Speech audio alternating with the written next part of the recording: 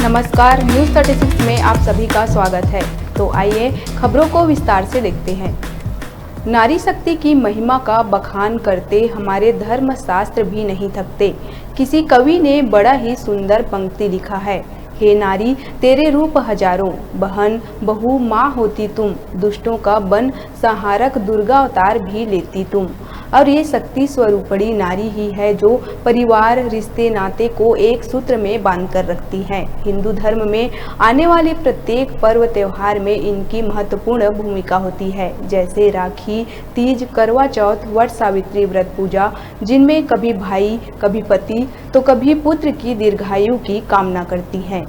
तो देखिए न्यूज़ 36 के माध्यम से धर्मनगरी रतनपुर में वट सावित्री व्रत पूजा में 16 श्रृंगार से युक्त दमकते नारी शक्ति की एक झलक। धर्मनगरी रतनपुर के वट वृक्ष के पास आज ज्येष्ठ मास की कृष्ण पक्ष में पड़ने वाला अखंड सौभाग्य का पर्व वट सावित्री व्रत पूजा की जबरदस्त धूम देखने को मिली, जहां मनमोहक दमकते रूप श्रृंगार से युक्त सुहागिन महिलाएं हाथ में पूजा की थाली और अपने पति की दीर्घायु की कामना लिए सुबह से ही वट वृक्ष के पास पहुंचने लगी, क्योंकि वट वृक्ष को आध्यात्मिक और वैज्ञानिक दृष्टि से बहुत ही महत्वपूर्ण माना जाता है, जो वातावरण को शुद्धता व शीतलता प्रदान करता है। तो आध्यात्मिकता से परिपूर्ण नगर की महिलाएं वट वृक्ष के समक्ष सामूहिक रूप से अखंड सौभाग्य व उत्तम स्वास्थ्य की कामना लिए विधि विधान से पूजा आरंभ किए, जिसमें वट वृक्ष के नीचे यमराज, सावित्री और सत्यवान की मूर्ति रखकर अपने हाथों में जल, पुष्प, अक्षत, मौली, धागा, भीगे हुए चने, रक्षा सूत्र व धूप दीप आदि अर्पित किए।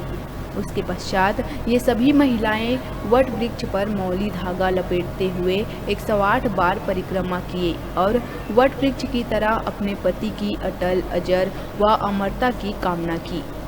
और इस परिक्रमा के पश्चात अपने हाथों में भीगे हुए चने को लेकर सावित्री और सत्यवान की कथा का श्रवण किए, जिसमें सावित्री ने अपने पति की प्राण रक्षा के लिए यमराज से उन्हें वापस ले आए थे, जिसकी प्रेरणा स्वरूप सारी सुहागिन महिलाएं इस व्रत का पालन करती हैं।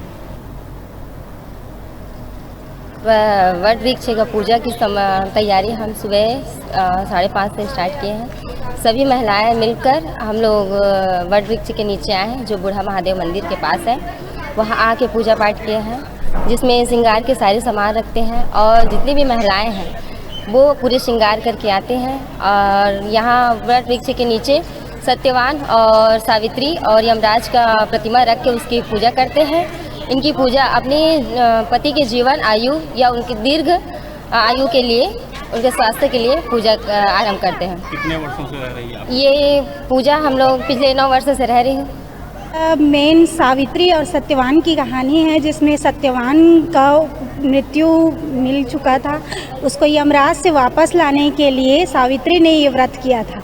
यह व्रत पूजा पूरे विधि विधान से किया जाता है। सुहागनें अपनी सारी सुहाग की सामग्री पहन के आती हैं, अपना पूरा जितना भी सुहाग का चीज़ है वो खरीद के लाती हैं और पूरा पूजा का विधि विधान से पूजा करती हैं।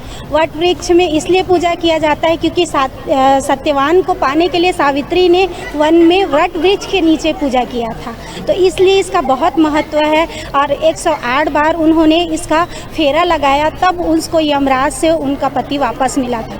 तो मेन ये उसी चीज़ के लिए सावित्री ने व्रत रखा था, निर्जला व्रत। जब तक की पूजा नहीं हो जाती, अभी तक के सुहागनें निर्जला व्रत रखी हैं, जो व्रत सारी सुहागनें रख के आई हैं, वो अभी तक के उन्होंने जल ग्रहण नहीं किया है। इसका वही महत्व है क्योंकि सावित्री ने निर्जला व्रत किया था इसको वन में, अपने पति की प्राण वापस यमराज से लाने के लिए। आप कितने वर्षों से रह रही हैं? मैं 11 वर्ष से रह रही हूँ।